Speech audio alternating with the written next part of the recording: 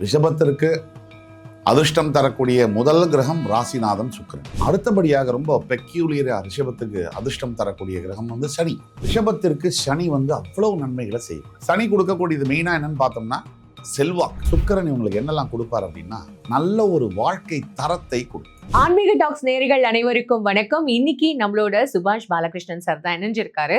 அவர்கிட்ட நிறைய விஷயங்கள் கேட்டு தெரிஞ்சுக்க போறோம் ஜோதிட ரிலேட்டடா. நிகழ்ச்சிக்கு போகலாம். சார் வணக்கம். சார் வணக்கம் சார். இன்னைக்கு என்ன சார் இன்ட்ரெஸ்டிங்கான டாபிக் நம்ம டிஸ்கஸ் பண்ண போறோம்? இன்னைக்கு ராசிகள் 12 ராசிகள்ல வித்தியாசமா ஒவ்வொரு ராசியினருக்கும் எந்த கிரகத்தின் மூலியமாக நல்லது என்பது நடக்கும்.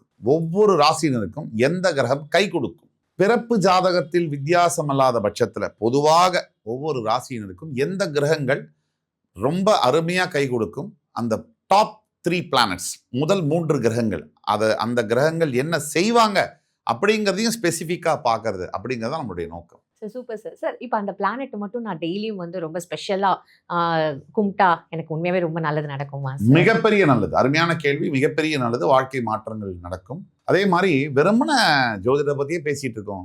நிறைய விஷயங்கள் தகவல் பரிமாறி கொண்டிருக்கிறோம். இந்த நேரத்துல இசையோட சேர்த்து பேசினா நல்லா இருக்கும் அப்படிங்கிறது மாதிரி ஒவ்வொரு ராசியினருக்கும் அவங்களுக்குன்னு ஒரு பாடலையும் நம்ம டெடிகேட் பண்ணுவோம். தற்சமயம் இருக்கக்கூடிய கிரக சூழ்நிலைகள்ல வச்சு அவங்களுடைய வாழ்க்கை சூழ்நிலை இருக்கிறத வச்சு அதற்கேற்ற பாடலை வந்து அவங்களுக்கு சமர்ப்பணிக்குவோம்.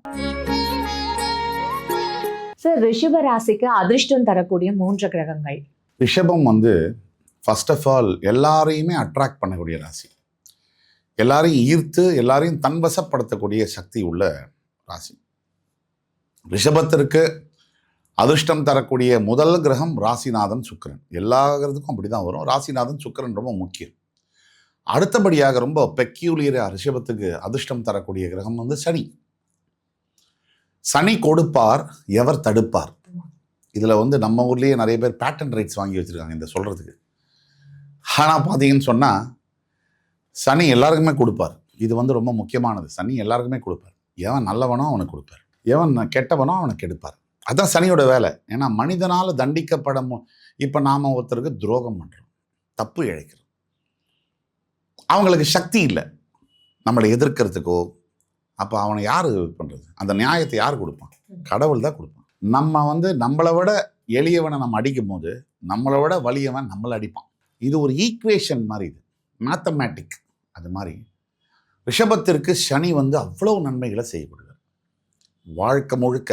அதனால தான் ரிஷபராசியில் பிறத்த ஆண்களுக்கும் பெண்களுக்கும் நல்ல தந்தைமார்கள் அமைகிறார்கள். தந்தை வந்தாலும் தந்தைக்கு இவங்களுக்கும் பாண்டிங்கெல்லாம் இருந்தாலும் வேற இடத்துல இருக்கக்கூடிய சூழ்நிலைகள் நடக்குது. ஆனால் சுக்கிரன் இவங்களுக்கு என்னெல்லாம் கொடுப்பார் அப்படின்னா, முதல்ல நல்ல ஒரு வாழ்க்கை தரத்தை கொடுப்பார்.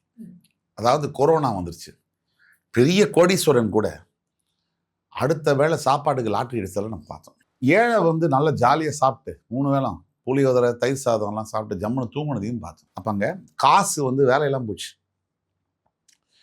கடவுள் வந்து கையை தூக்கும் போது இந்த கிரகம், பூமிங்கிற கிரகமே தடுமாறிடுச்சு. அப்போ சுக்கிரன் ஒரு மனிதனுக்கு வாழ்க்கை தரம், லைஃப் ஸ்டைல்னு சொல்றோம், பாக்கியங்கள் அப்படின்னு ஒன்று இருக்கு. நீங்க சம்பாதிக்கிற பொருள், பணம், காசு, நகை. பல பேர் வீட்டில் 700 சட்டை இருக்கும், ஒரு 800 பேண்ட் இருக்கும். ஆனால் அவருக்கு வந்து 2 சட்டை 2 பேண்டத்தை போட்டே இருப்பார். அதுக்கு காரணம் பாக்கியம் இல்லை. சுக்கிரன் அந்த பாக்கியத்தை கொடுப்பார். அழகான மனைவி, அழகான கணவனை மணந்து கொள்ளக்கூடிய அந்த பாக்கியத்தை கொடுப்பார். சுக்கிரன் வந்து அனுபவிக்கக்கூடிய யோகம், லக்ஸரின்னு சொல்றோம், அதை அனுபவிக்கக்கூடிய யோகத்தை கொடுப்பார். அடுத்தபடியாக சனி, இவர் தான் உச்சபட்ச யோகத்தை ரிஷபத்திற்கு கொடுக்கக்கூடியவர். சனி கொடுக்கக்கூடியது மெயினா என்னன்னு பார்த்தோம்னா செல்வாக்கு. தன்னை சுத்தி ஒரு அரண் மாதிரி ஒரு குரூப் இருப்பாங்க ரிஷபத்துக்கு. பல பேர் ரிஷபராசிக்கு துரோகம் இழைச்சிருந்தாலும், நம்பிக்கை துரோகம் பண்ணியிருந்தாலும், மனசை காயப்படுத்தியிருந்தாலும் ரிஷபம் ஒரு நாள் நீதி பெறுவார்கள். அது சனீஸ்வரன் மூலியமாக. அந்த தர்ம காரகன் வந்து ரிஷபராசி நேயர்களுக்கு நீதியை கொடுக்கிறார். அடுத்தபடியாக ரிஷபராசிக்கு நல்ல கிரகம் எதுன்னு பார்த்தீங்கன்னா புதன். தனஸ்தானத்துக்கும் பூர்வ புண்ணியஸ்தானத்துக்கும் அதிபதியாக வரார். இவர் என்ன பண்ணுவார்னா, இதுதான் ரிஷபராசியில் இருக்கக்கூடிய பெரிய யூஎஸ்பி. இந்த காசை எப்படி சேர்க்கணுங்கிறது ரிஷபத்துக்கு, பெரும்பாலான ரிஷபத்துக்கு தெரியும்.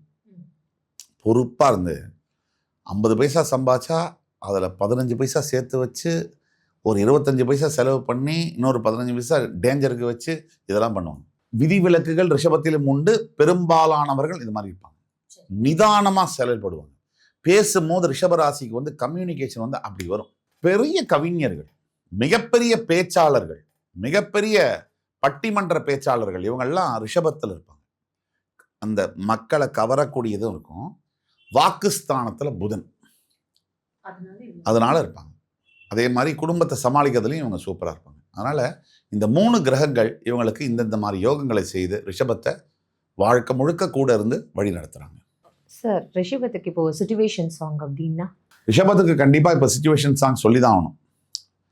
மடை தீரந்து பாடும் நதி அலைதான், கடல் தீரந்து கூடும் சிறு குயில்தான், இசைக்கலைஞன் அப்படிங்கிற பாட்டு மாதிரி டோர் ஓப்பன் ஆகுது, கேட் ஓப்பன்.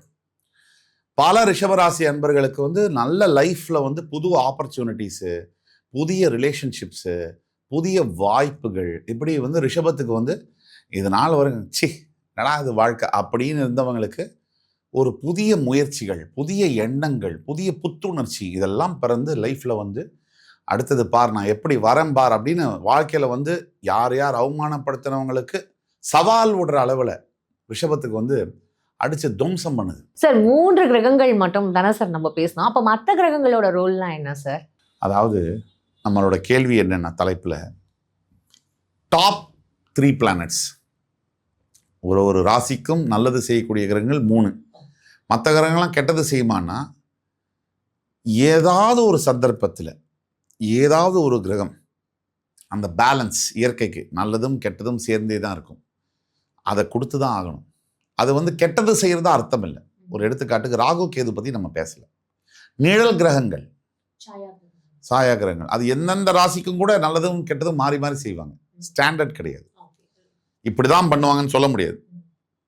ராகு கேதுவை கணிப்பது என்பது மிக கடினம்.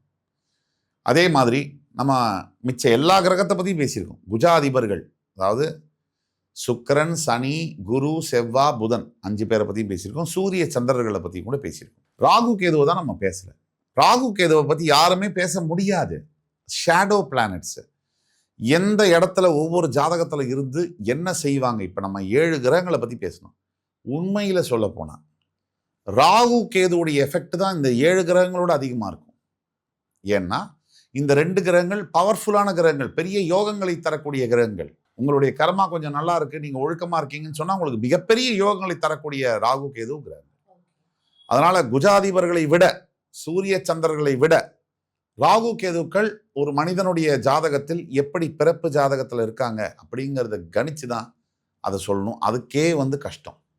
அதனால மற்ற கிரகங்கள்லாம் கெடுதல் செய்வாங்களா அப்படின்ற கேள்விக்கு சொல்லணும்னா அப்படி அர்த்தமே இல்லை. இப்போ ஒரு பையனே இருக்கார், ஒரு பெண்ணை வந்து காதலிக்கிறார்.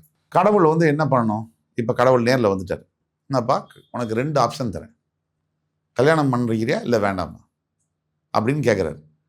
இது காதல் கல்யாணமாக மாறணும் அப்படின்னு ஒரு வரம் கேட்குறாரு. அதே வரம் அப்படியே ஆகட்டும் அப்படின்னு கொடுத்துட்டாருன்னா கல்யாணமாக ஆயிடுச்சு.